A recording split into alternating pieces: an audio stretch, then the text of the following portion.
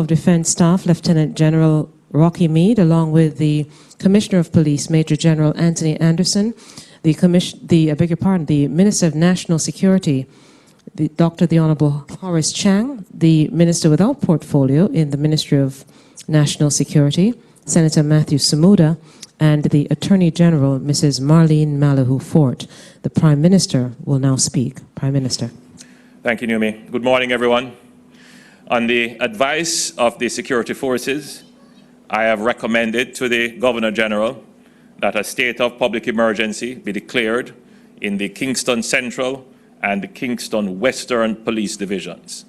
The Governor General has signed the proclamation giving effect to the state of public emergency in the areas recommended from this morning for 14 days.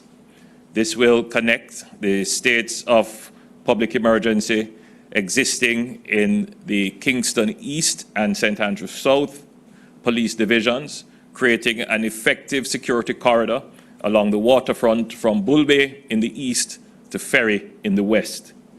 The space now declared has seen increased criminal activity in the second quarter of this year.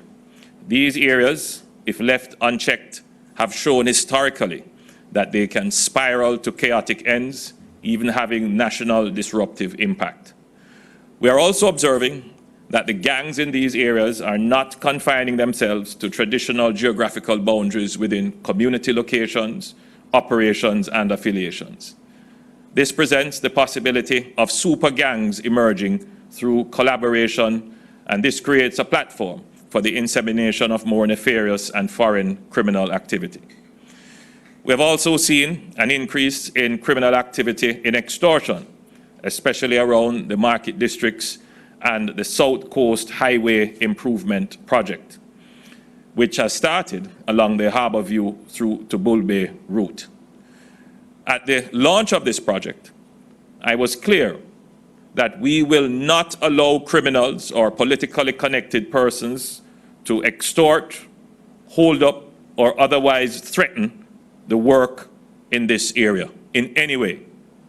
This is a national project, and the government will deal decisively with anyone who seeks to disrupt or otherwise interfere with the smooth operation of this road development project, which has been long anticipated and extremely beneficial to the people of Jamaica, particularly the people of St. Thomas. I will now ask the Commissioner of Police to give his overview of the situation leading up to the declaration of the SOEs. Commissioner. Thank you, Prime Minister. So despite a national decrease in murders and shootings, the high level of violence, particularly in Kingston Western and Kingston Central divisions, is at a scale and nature that greatly endangers public safety. A few days ago in West Kingston, one of the gang feuds resulted in criminals setting the Rere Market ablaze, depriving residents in and around the community of their livelihoods. The criminals also attacked police officers who sought to save lives as they intervened between the rival gangs. Violent crimes, that is murder and shootings, in Kingston and St. Andrew represent 42% of the national figure. These criminal acts are characteristic of long-standing and deadly inter- and intra-gang conflicts. And these have been occurring across a number of hotspots in these divisions. Today, there are currently about 48 gangs, 50% of which are actively engaged in violent conflicts in the division. Similarly, in neighboring Kingston Central Division, there are some 32 gangs actively engaged in violence and violent conflicts. These gangs have established networks across divisions to fortify their activities, and there are a number of persons wanted for murder and other violent crimes within these divisions. This year, there has been an increase in violent crimes in these two divisions. And as was previously said, within the last quarter, we have seen a spike as gang members and gang organizations seek to benefit from extortion or through extortion within the market district and have created alliances that extend from St. Andrew South all the way across to Kingston East. 74% of all murders in these divisions are attributed to gang activities. When we examine the broader picture, almost 6 months into 2020, we see signs of success in the implementation of our policing strategies. As at June the 12th, major crimes have declined by 14% overall. Robberies are down 13%, break-ins down 23%, rape is down 29%, and larceny is declined by 32%.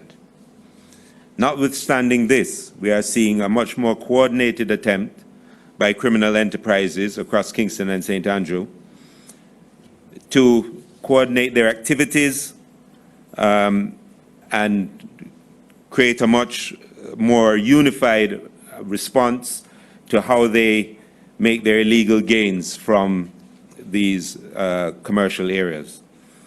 So despite the 32 illegal guns that have been taken off the streets in these divisions, the violence continues. Specifically with respect to states of public emergency, we saw early in the year an increase in Kingston East for the first month of the year, I think up in January. A sharp spike in homicides occurred. We implemented a state of emergency, and murders are down 64% in Kingston East, and shootings have declined by 70% in Kingston East since its imposition. In St. Catherine, murders are down 14% and shootings down 24%. In St. Andrew South, the gains have been marginal, where murders are down only 1%. But shootings are down 18% in that division. St. James, which has been running for the longest period, is recording the lowest number of murders and shootings that it has seen in 20 years, and the highest number of gun seizures, with them being doubling the next highest division in terms of the seizure. We've also seen reductions in murders in Westmoreland and Hanover of 48% and 57% respectively when compared with similar periods before the declaration. And shootings are down in both parishes by 40% and 66% respectively. So I'd just like to reiterate that the use of states of public emergency has never been intended to be an alternative to other policing strategies, but an addition to them. And so we still continue to do all of the other policing activities, and in particular activities directed towards capturing and convicting gang members. The use of technology in our investigations, the increased use of surveillance that we've employed, that has led to a faster response time, a more precise cases, and an overall better effect that we've been having on the gangs. However, at the moment, there are too many people being killed, and we have to intervene in this manner. We remain resolute in our focus to reduce the fear of crime and crime as we continue to build solid relationships with citizens in the various communities that we police. So we will not allow violence and criminality to thrive. Our relationships with communities have been increasingly getting better over the past few months, and we intend to continue that process. The public generally can assist by contacting Crime Stop or the police directly with information, by complying with the requests of security officers at checkpoints, adhering to curfew guidelines and other guidelines, and certainly by notifying us, the JCF, of any breaches of professional conduct by members. I have to thank members of the public for the information that they've been giving us so far, and that has been significant in allowing us to resolve a number of crimes very rapidly. So thanks to all the members of the public who have been helping us. Ideally, we would have 2.8 million people helping us in some way to deal with this scourge of violence and crime. The JCF remains committed to respecting everyone, observing the rule of law, and for being that force for good. Thank you.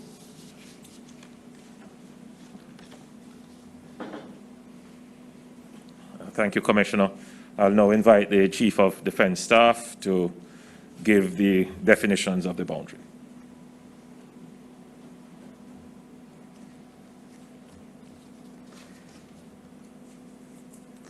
Thank you very much, Prime Minister. As indicated by the Prime Minister and the Commissioner of Police, it is clear that the police divisions of Kingston West and Kingston Central present a persistent and increasing security threat of violent crimes and require therefore special security measures that go beyond the ambit of normal policing powers. As a result, as you heard, we recommended to the Prime Minister and Minister of Defense that a state of public emergency be declared for Kingston Western and Kingston Central Police Divisions along the following boundaries, and we will display a map for that purpose. To the west, the boundary extends from the coastline by the Petrojam Oil Refinery in a northeasterly direction onto East Avenue, then onto Maxfield Avenue to the intersection of Russell Road. The northern boundary extends along Russell Road in an easterly direction from the intersection of Maxfield Avenue and Russell Road to its intersection with Linders Road and Retirement Road. The boundary then extends southeasterly along Linders Road to its intersection with Slipe Road, and southerly along Slipe Road to the intersection of Torrington Road. The boundary continues easterly along Torrington Road to Heroes Circle and continues along the northern perimeter of Heroes Circle to its intersection with Marasca Road. The boundary then extends slightly north along Marasca Road, then easterly along Connolly Avenue, then onto Dames Drive to the intersection with South Kemp Road. The eastern boundary extends in a southerly direction along South Kemp Road, then onto Port Royal Street to the coast. The southern boundary extends westerly along the coastline of Kingston, then along the St. Andrew coastline to the starting point at the Petrojam Oil Refinery. At dawn this morning, the JDF and JCF deployed to sections of these communities to give effect to today's declaration of the state of public emergency. The state of public emergency will give the security forces temporary additional powers of search, arrest, and detention, and we believe that this is necessary in order to give the security forces the necessary space to carry out the operational tasks that will be required to help to bring a sense of normalcy to the communities affected. We want to assure the citizens that both the JDF and JCF have been properly trained and oriented to give due regard to the human rights of citizens and all persons operating within the communities. In turn, we urge persons to acquaint themselves with the regulations and the requirements governing a state of public emergency in order to easily and conveniently transit the area as they go about their lawful business. During this period of the state of public emergency, there will be numerous security operations in the communities. These operations are aimed at removing violent criminal elements while adding a robust element of security for residents and other citizens transiting the area. As the Commissioner said, we implore citizens to comply with the instructions of the security forces, and we also seek your cooperation with information that can help us to keep you safe. The numbers, I remind you, are for the police 311, and the JDF also has a number 876-837-8888. The community support is a key component of our intelligence and data gathering process and rests heavily on your input and involvement. Let me finally reaffirm that the JDF and JCF are both committed and have the capacity to achieve success in this SOE as we have done in others, as you heard from the comments of the Commissioner. We welcome the continued support that we have gotten from citizens and various groups, including the private sector, as we strive to bring a lasting peace, not only to these communities, but to Jamaica. Thank you very much. Thank you, CDS. I'll now invite the Minister of National Security.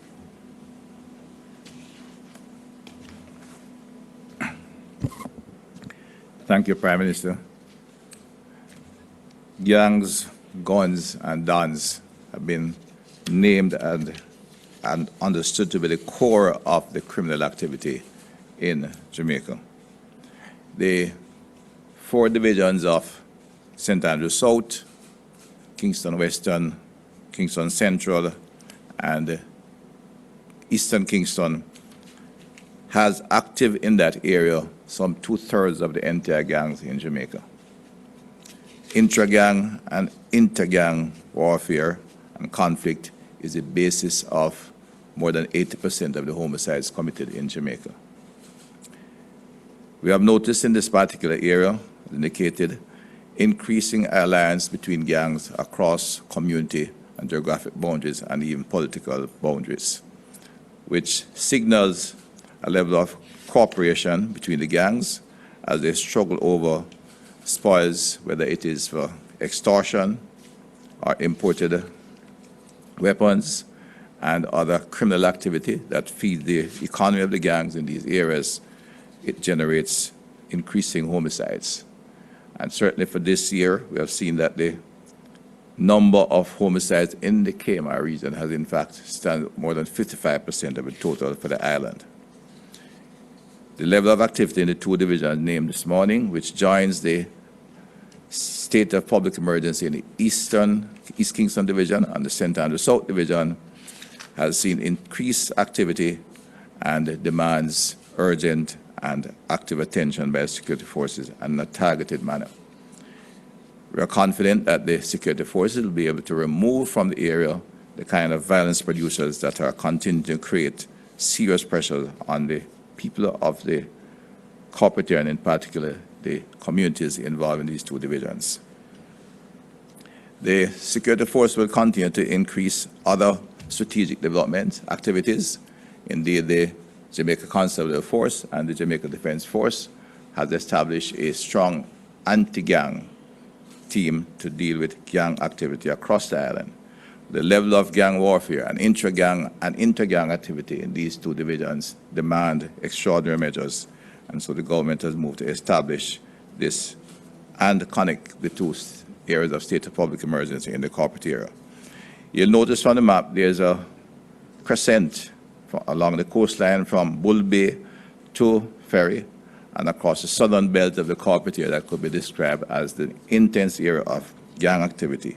Some 134 gangs operational in these areas. In fact, well over 2/3 of the 389 that are active in the island. From time to time get active in this particular area. I want to assure the public that the security forces will continue to expand and increase their strategic activities. The government will seek and ensure that they are provided with the requisite legislative, fiscal, and other facilities required to improve their efficiency and ensure they can deal with the level of gang activity in Jamaica. The Commissioner outlined the success we have had so far.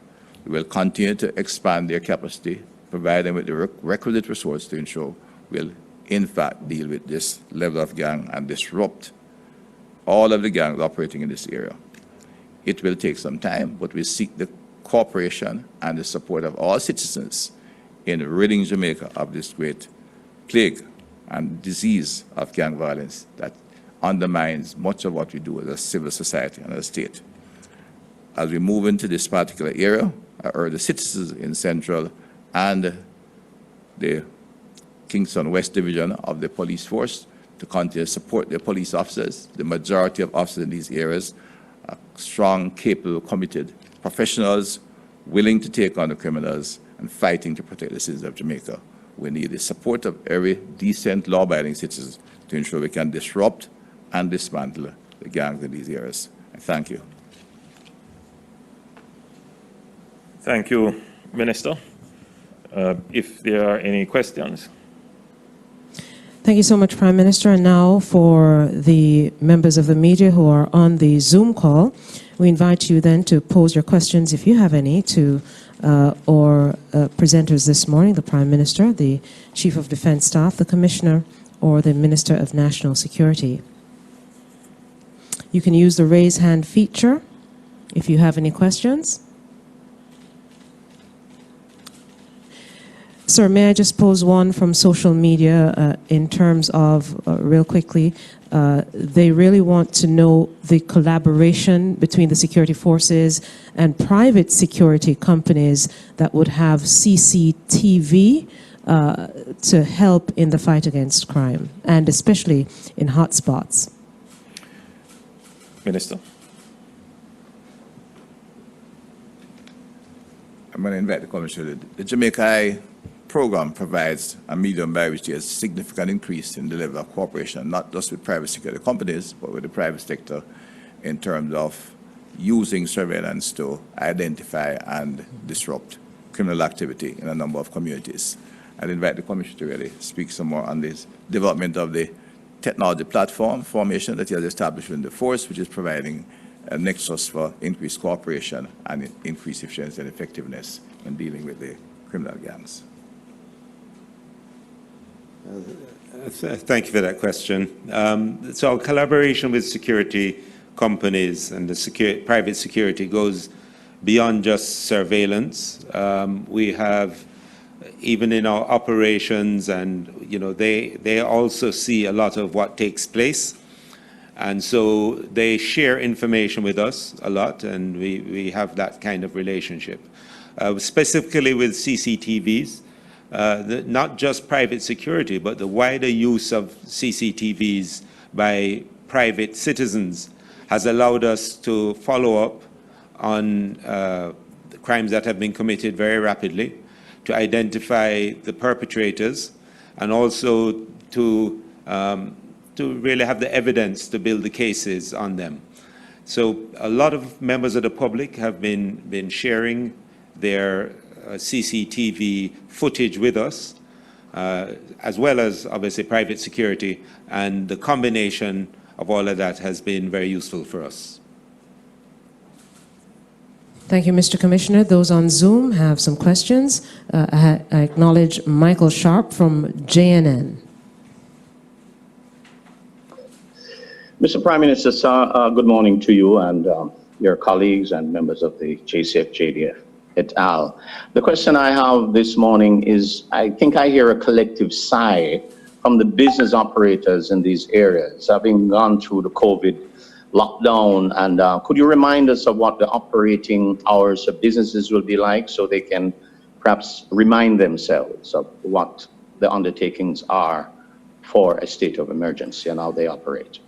Well, the two sets of special measures will be coordinated, so business persons would not have to fear that under the SOEs that there would be special restrictions that would further tighten what now exists, as in particular the national curfew hours. So the national curfew hours will prevail, and in these new sets of SOEs that have been declared, those national curfew hours will be the hours maintained. So whatever is the national curfew hours under the Disaster Risk Management Act, those will apply under this SOE.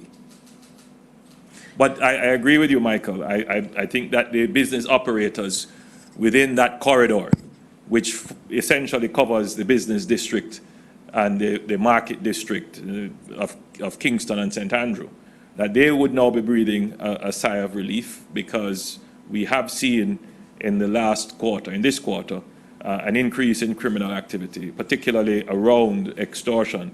And I want to repeat very loudly and very clearly that the government will act in a decisive fashion to deal with anyone who seeks to extort, disrupt, hold up, or stop any public works, particularly the South Coast Road Improvement Project, which has been so long anticipated and so beneficial to the economic development of the country. Thank you, sir. I acknowledge Mrs. Dion Jackson-Miller from Radio Jamaica. Thank you so much, Naomi. Mr. Prime Minister, we had at one stage heard from the head of the security forces suggestions that the states of emergency would need to be in place for 5 to 7 years for there to be an effective, implementation of the crime fighting process to really get murders under control, let me put it that way. Is that your thinking, sir? And if not, what is it you're looking at? Well, Dion, it wasn't only said by the chief of the security forces, the chief of defense staff and the commissioner of police. You'll recall that in Parliament, I said that very same thing, that Jamaica's crime problem are almost entrenched. Well, not almost, they are entrenched. And if you were to use an epidemiological phrasing, it is almost endemic. And we need to root it out. And the measures that we have put in place to deal with the health emergency, those similar measures need to be translated to deal with the crime emergency, particularly the murder emergency. Violence is a disease, it is a virus, and there are no vaccines available for violence other than education, and that takes a little while. So to deal with the emergency of it, we have to put in place these measures. And so, yes, we have been upfront and we have said that to effectively deal with the murder and violence epidemic, you will need to have special measures in place for an extended period. However, you will note also that we have said that these measures should not unduly impact on the rights and freedoms of the citizens. And I believe that the way in which we have executed these special measures, we have done so with the greatest respect and faithfulness to the rights of the citizens of Jamaica. And you will see that last year in the COM reported the lowest ever police killings in 40 years. So some people will say, are the SOEs successful? Because you're still not necessarily bringing down murders as much as we would like.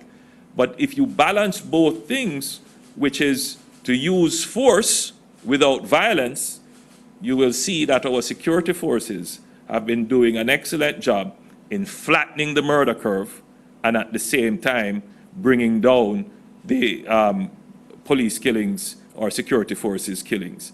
And I think keeping those two numbers in check is the best thing that you could have for the society. And as long as we keep using these powers in the way in which we have been using and refining their use and improving how we use them, then we will see both a decrease in murders and in police killing, making Jamaica a peaceful and safe place for all. Thank you, Dion. Thank you, Mr. Prime Minister. I see the Attorney General just speaking with the Prime Minister. Let's then go to Mr. Laverne Barrett from the Gleaner Company, and Ms. Andrea Chisholm will be next. So first, Mr. Laverne Barrett from the Gleaner. Mr. Barrett, could you unmute your mic? Laverne?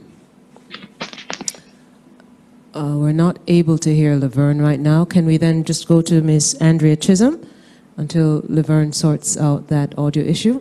Andrea? Andrea Chisholm from TVJ? Yes, good morning. Are you hearing me? Not hearing Andrea either. My May I remind those on the Zoom call to unmute your mics? I think we're hearing Andrea. Andrea, go ahead, please. Yes, good morning. My questions are... You're very low. Let's start again for us, Andrea. Are you hearing me clearer now? Because I'm speaking very loudly. Much clearer. Thank you. Thank you. Good morning. Approximately how many persons are now being detained in SOEs across the island? And what adjustments have been made to process and deal with those detained in light of COVID-19? Okay, thank you, Andrea. We have approximately 280 at the last count I saw across the island detained. And that number changes, can change daily, but it's roughly the high 200s that we've seen to low 300s across the entire country. Across all of our facilities that we have, not just people detained, but people who are under a state of emergency, but the wider set of persons who are just in conflict with the law and have to be held in our facilities, whether the courts have remanded them there or for whatever reason. We have about 2,000 people in our custody. So a small part of it are people detained under the state of emergency. We put in measures from the very early stages of COVID in terms of the interaction between the public and persons who are being held. And we have a process of sanitization, of distancing, of even the things that are carried in for persons who are being held have to go through a process of sanitization. And we did that very early. The other thing we do is once we take somebody into custody, initially they go into what we have designated as a quarantine holding facility. So there's particular stations where they'll be taken to, where they'll be held for the 14-day period before they end up in our general holding facilities. We also have some other stations and places designated as isolation areas in case we start to get any cases occurring. So far, fortunately, these measures have worked, and we haven't had any cases in our custody. So those measures seems to have worked. Similarly, we have similar processes that have protected our members, so that we have only had one member test positive for COVID-19 to date. Thank you. Thank you, Mr. Commissioner. Mr. Barrett has indicated that he is having some technical challenges. He has two questions. Can the Chief of Defense Staff give an update on the missing M16 rifles? And the second question, has there been any consideration given to changing strategy from SOEs, given that there is a perception that it's not as effective? Thank you very much. So with respect to the missing weapons, we have advanced our investigation to the point where we have two persons that will be facing our internal disciplinary procedures shortly. We have still not located the weapons. We are working with the JCF to see if we can trace the weapons, but certainly our internal processes are such where we have two persons who are going to be facing disciplinary procedure shortly. I wouldn't be able to go into details, obviously, because it's a judicial type system that we also have internally. With respect to the SOEs, the Commissioner gave some figures earlier that indicated that they have been very successful. So I'm not sure if there's any clarification that would be provided in terms of what the question is asking. But I wouldn't want to repeat the stats that the Commissioner gave, but the SOEs have been very, very successful. Thank you, sir. Prime Minister, there's just one follow-up, but there are persons on social media who are just trying to find out the characteristics of gangs, really, and how pervasive they are in Jamaica, so that all Jamaicans can fully understand and appreciate what's going on at the crime level. Well, as I said earlier in my introduction, we notice that the gangs are evolving. They are not necessarily now community-based. They are going across formally, geographically, and politically defined areas. Their collaboration and alliances lend themselves to the formation of what I call super gangs. They create the platform for the insemination of more nefarious kinds of activities, including cyber activities and other kinds of criminal activities that would be considered foreign to the Jamaican context.